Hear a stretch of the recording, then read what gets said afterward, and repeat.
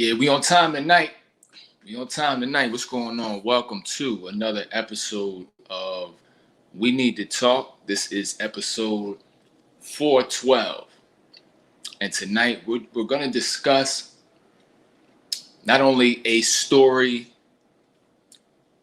that's dating and relationship connected, not only a confounded triangle slash rectangular octagon shaped love connection,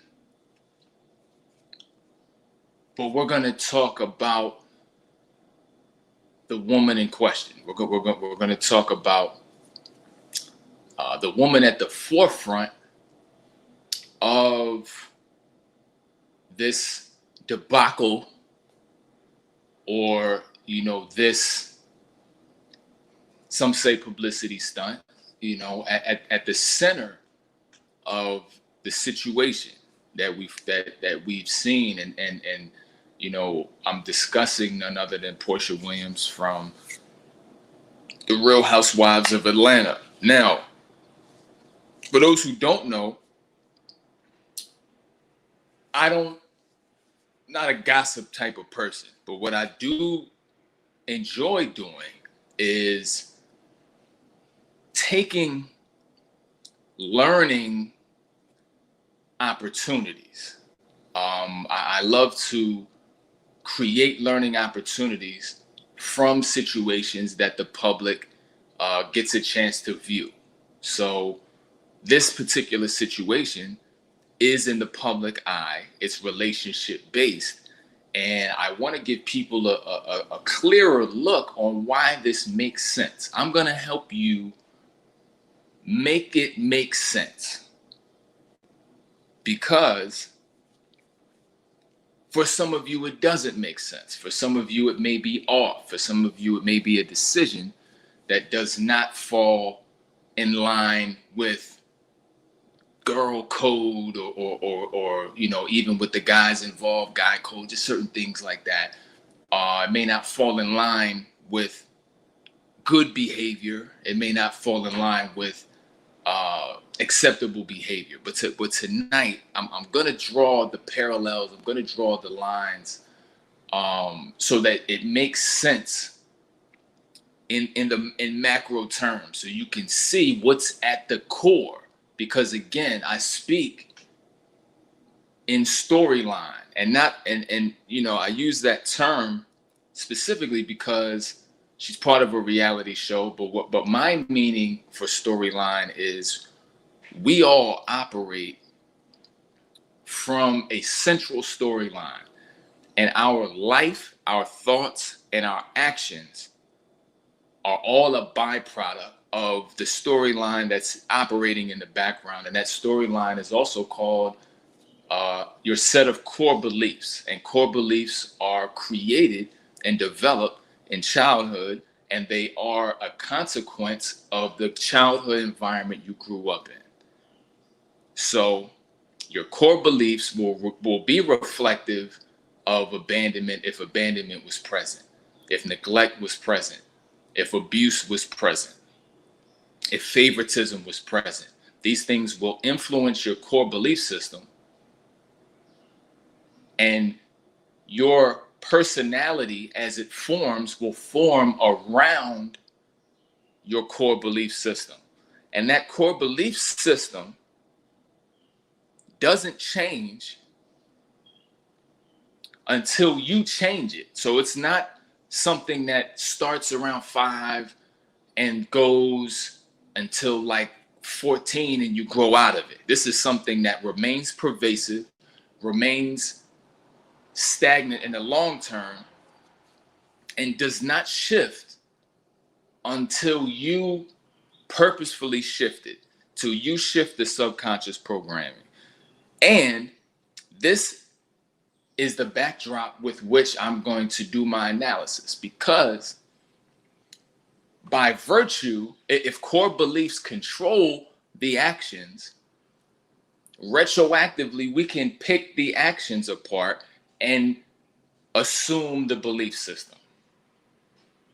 we all together. Shout out to Nancy. Shout out to Essie Girly. What's going on? Are we all on the same page before we maneuver forward? I want to make sure everybody's clear there. And again, shout out to everybody who's been watching the show, who's been tuning in. Shout out to everybody, my Patreon family. Definitely be sure to be a part of that and check that out. The website is below. So if everybody's clear there, we're gonna go ahead and move forward. So now, for those who aren't necessarily in tune, a brief snapshot of the situation in question is, Porsha Williams, a part of the Real Housewives of Atlanta, was married, has one child, and, left her previous husband. And now, within a month of dating a friend's recent ex-husband, like he just filed for divorce recently, probably a month or so ago or something like that. She's now with her friend's ex-husband within a month of dating, and now they're engaged already, and it's all happening, and possibly pregnant again, right? And all happening really quick, really fast. And some focus on the time frame, which I look at it as very risky to get engaged to somebody after a month of dating. Some look at the fact that she was friends with his ex-wife. Some look at the fact that there's now a woman claiming that the guy Simon was dating Porsha and her at the same time. Some look at that factor. Some look at the fact that Porsha's ex Dennis and this guy Simon are friends and are connected in certain ways, including business wise. So there's a plethora of factors involved, right? That you may choose to look at, but I boil this down to one storyline. And that storyline is security at all costs. Security at all costs.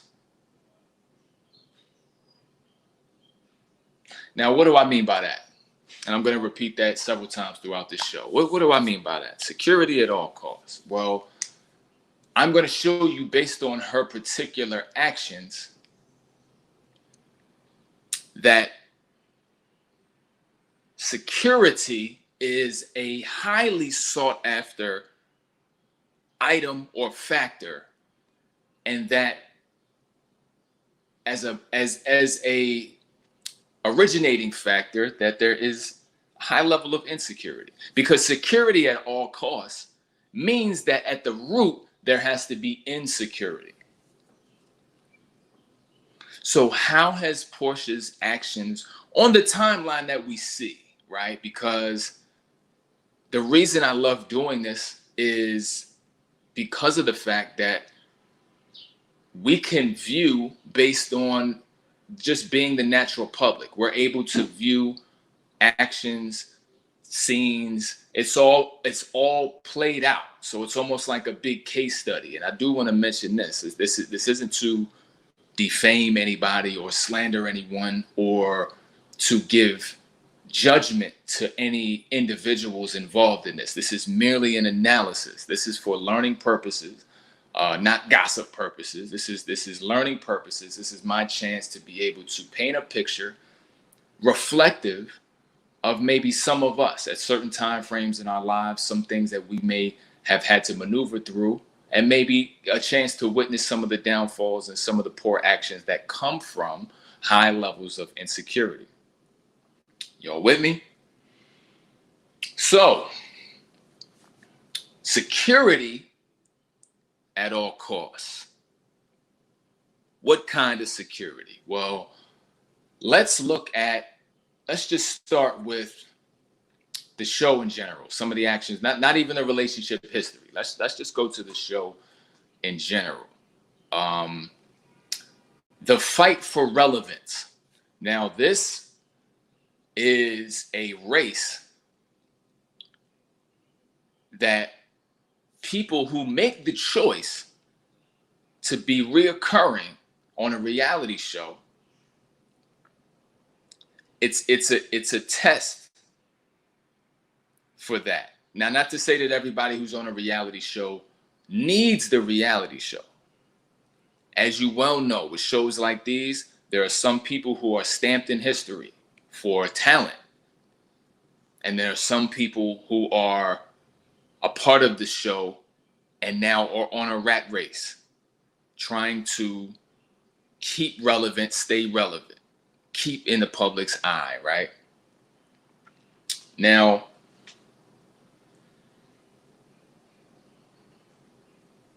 this comes with a need, if you're not already established, because for some people, again, it's a business move. Like somebody like Candy, she was just on the SWV versus Escape. We know her from her catalog. She doesn't necessarily need the show for relevance, which is why you don't see her doing a lot of crazy stuff. She's solidified already and is quite possibly utilizing the show to, do branding as far as her other businesses are concerned, which is a smart move, right? That's a strategic move. Now, on the other hand, if you come into the show and you're not iconic in any way, you don't have any natural talent or any sort of catalog in any way, that means that you are on to chase something. You are looking for something. And as we have seen with her, she's been on several seasons. And I'm not sure exactly, what she's doing or what she does, but that doesn't seem to be the highlight of any of her actions, right? Now,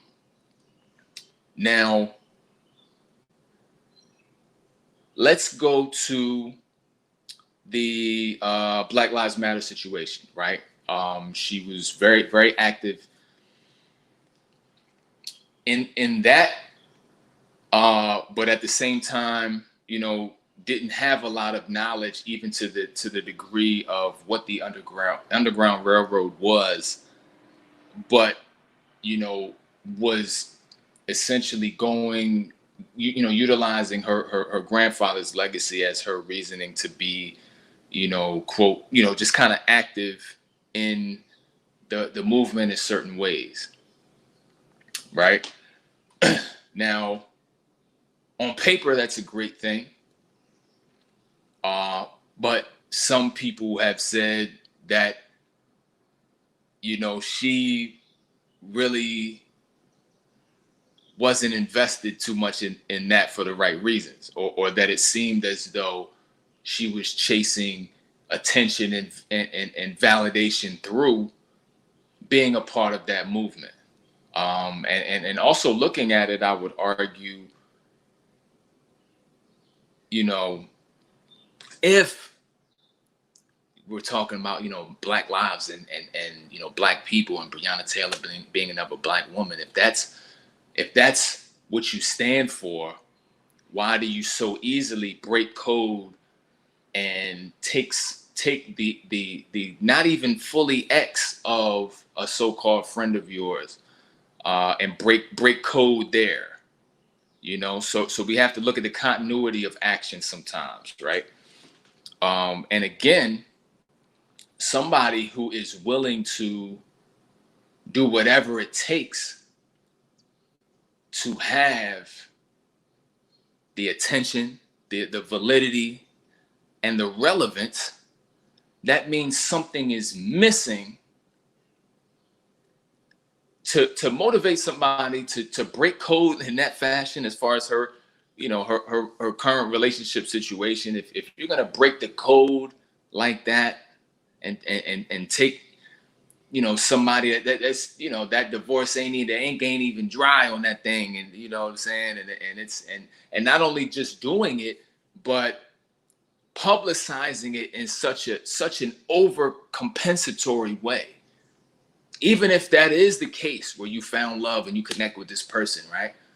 Why make it so public? Why push it in everybody's direction? Why attempt to make that go viral? It's nobody's business unless there's a reason behind it, and you require the validation, the attention, which means that you are feeding the insecurities. Now, let's go to the relationship history, and remember my storyline for her. Security at all costs, right? Let's look at the men she chose. Just the last two.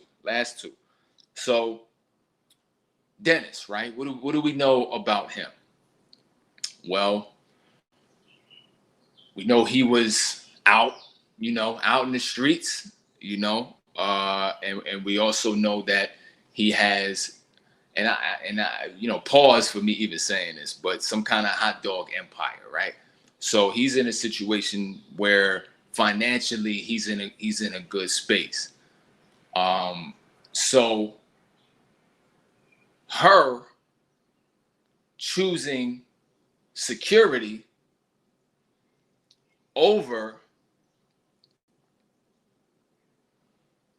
the core elements of a relationship. So yeah, money is good, but you get money on the show, you get money in other ways. And not to say you should pick somebody broke, but at the same time, so what else was there? Because in essence, she picked him despite having the information and the forewarnings about his behaviors, right? And it seemed like he's the kind of the type to do dirt, but pay for it with money or gifts or things like that, to try to like gift his way into a situation. I didn't even feel like there was any personality with him like that either. You know what I'm saying? And so now let's get to that. Again, security at all costs. She picks men who are secure financially, security at all costs, and she the last two men who, I mean, women have said they're not really attractive like that.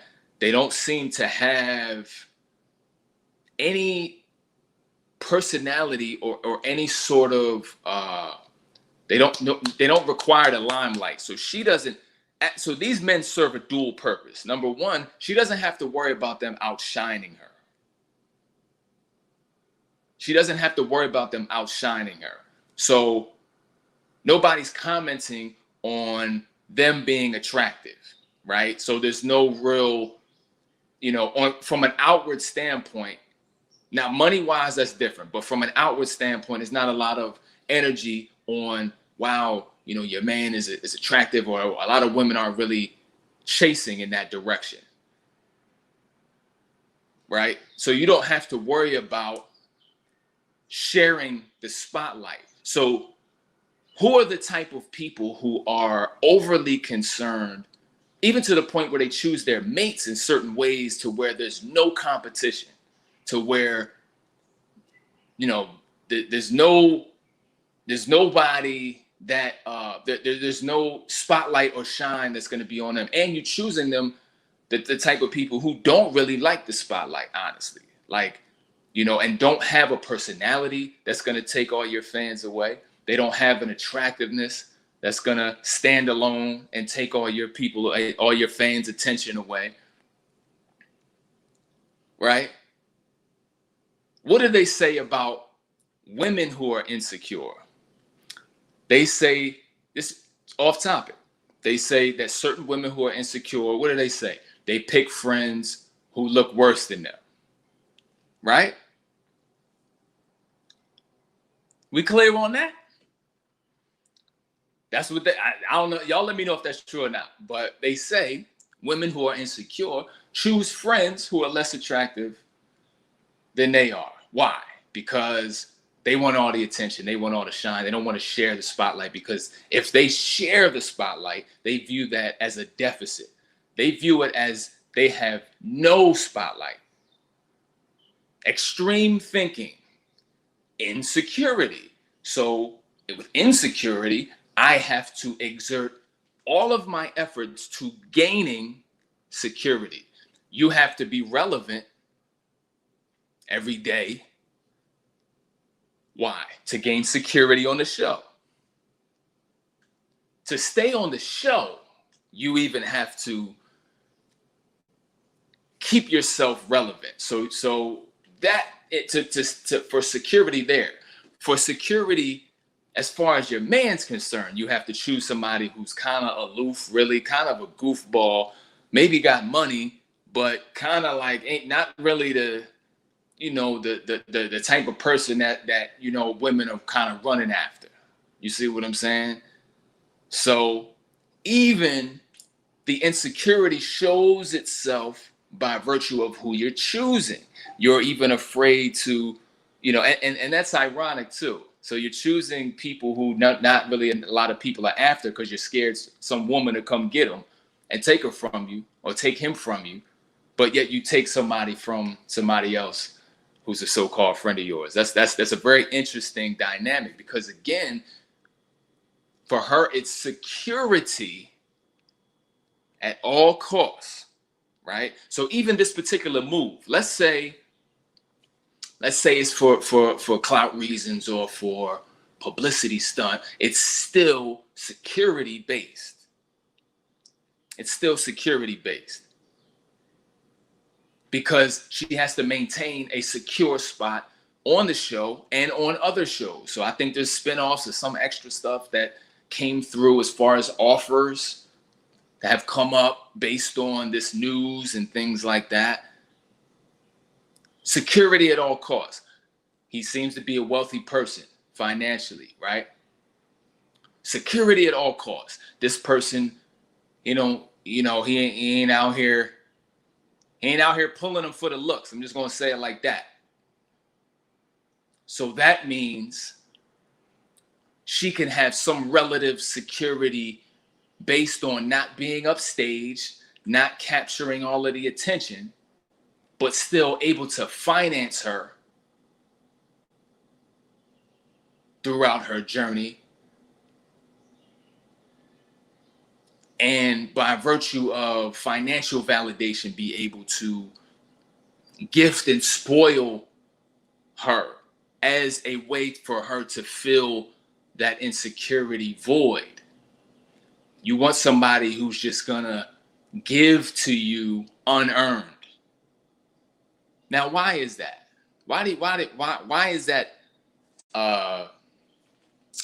desired or sought after for her personally? Well,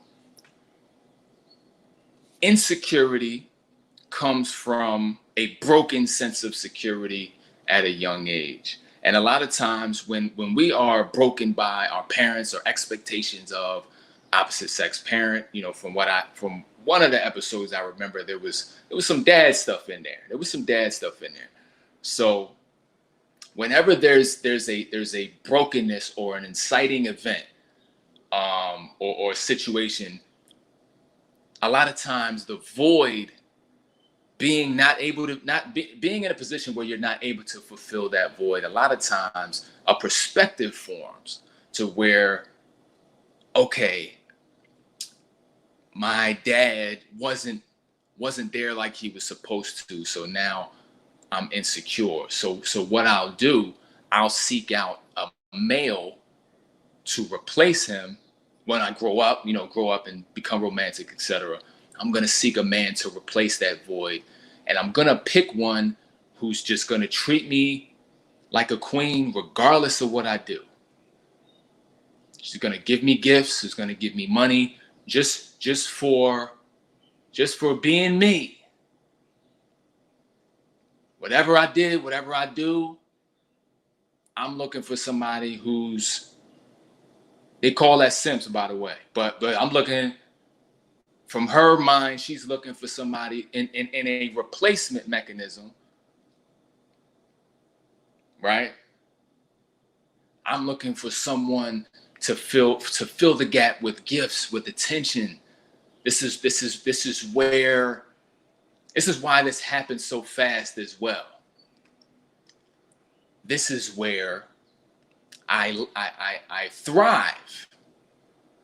Her, just hypothetically, this is where she thrives. A situation where she can get a lot of attention, maintain security on the show,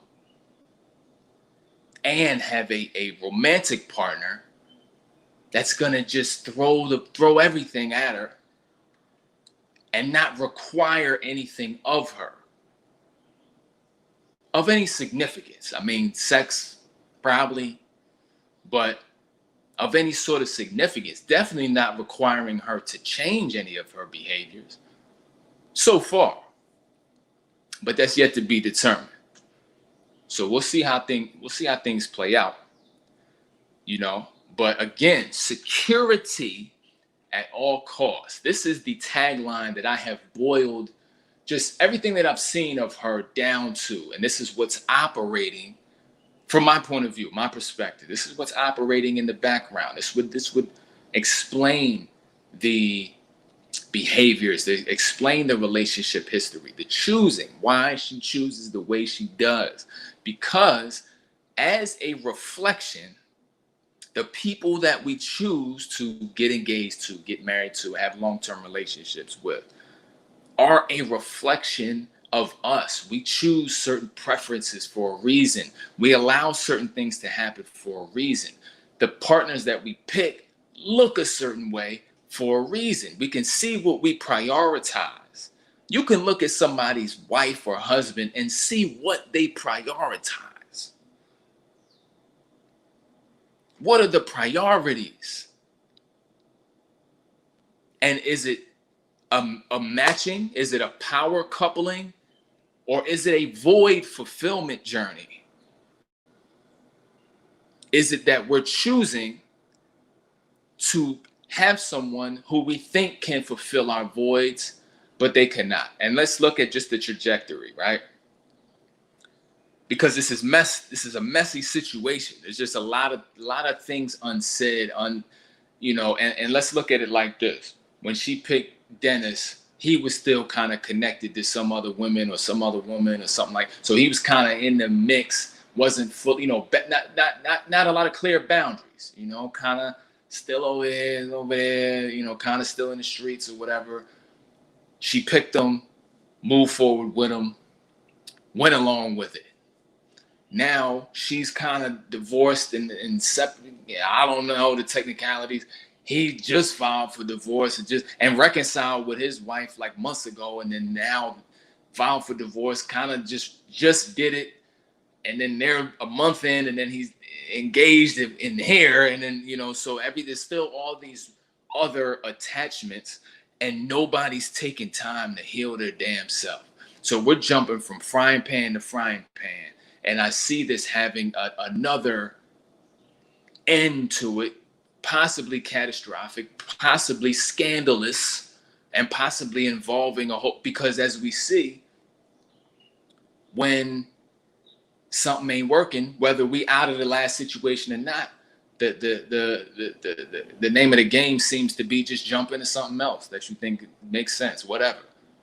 Don't even take any time to really even figure things out, because now being these public figures and being on TV, especially her, and what the show entails, it's got you hopping from situation to situation just to maintain some sort of relevance and trying to find somebody that's going to just give you everything, not even watching the actions of the person that you're choosing, and not taking any sort of code on the actions that you do. No loyalty, no no sense of class even. Just it's security at all costs. Doesn't matter the cost. She's willing to do whatever it takes for her to feel secure on a multi-level basis. Doesn't matter who's hurt by it. Don't matter who says something about it. Doesn't matter if they compare that to things she said and spoken out against in the past, right? You can compare her actions and show the contradictions from her previous statements to what she's actually doing. She can care less, because in her mind, it's security at all costs. And this is just my deduction. This is what I surmise from what I'm looking at, and what we've seen of her, and just in her dating and relationship history. So, let me know how y'all feel, man. I see the comments in the chat. I appreciate you guys coming through. Man, it's definitely an interesting situation. Shout out to, I see some people came through. See Wilmer Black, what's going on? See Nancy, I see girl, what's up? Latasia, what's going on? I see y'all, man. Yeah, it's a I don't know, and it has a lot of women saying, I ain't about to, let my man around friends and things like that. It's got women just feeling real protective. And I think, to be honest, this goes back to everything that I always speak on when it comes to clear boundaries and examining and scanning your inner circle. What are the friends living up to code, living up to standards? Are they reciprocal? Does loyalty mean the same thing to both of you?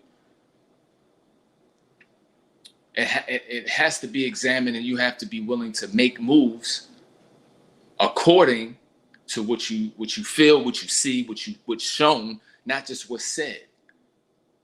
Choose where you place your loyalty, and be upstanding about yours, because the greasier you get, especially in the public eye, the more grease is coming. Because just like you can be deviance can reach you as well, and retaliation is real as well. And you just don't want to be in that security at all costs type of situation. So stay safe out there, examine your circle, and take time to heal. If you're coming out of divorce and breakup and stuff like that, it's time to rebuild. It's not time to reconnect. It's not time to put yourself in the mix with somebody who's still in the mix, and it's mixed up. It's not time to do that. It's time to really say, let me get myself right. Let me see what mistakes I made. Let me do better and do different the next time. But until that time, I'm gonna heal these emotional injuries so that I don't do the exact same thing and end up in the exact same spot a few months from now. Why would somebody take on that level of emotional impact back to back? What are we doing? We have to be honest with ourselves. And I'm here to help when it comes to that. If you are in a situation where you're coming out of something that's emotionally painful, difficult to process, I'm here for that, and I'm also here for being able to provide the strategies to get you out from a mental health perspective, from an emotional perspective, and utilizing and discovering life purpose, creating and enforcing boundaries, upgrading the physical health factor, utilizing all of these different things that are part of my 4-part approach to helping you reach internal happiness, so that you're sure that your energy, perspective, core beliefs are attracting the right type of energy to you, attracting the right type of people to you. Because if not, your toxicity will pull toxins towards you every relationship, every situation, every dating experience. This is just how this thing works. So if you are in one of those dating cycles that are toxic, feel free to reach out. Instagram at Happiness Decoded 101. We can set up a free consult, via Zoom. You can also check out the coaching platform, www.patreon.com/happinessdecoded101.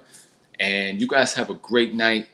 I will see you all tomorrow night. Remember, this is a nightly show. So if you're new, please be sure to subscribe to the channel and make sure you like, share, all of that good stuff. But more so, just make sure you subscribe so you can be notified for the next show.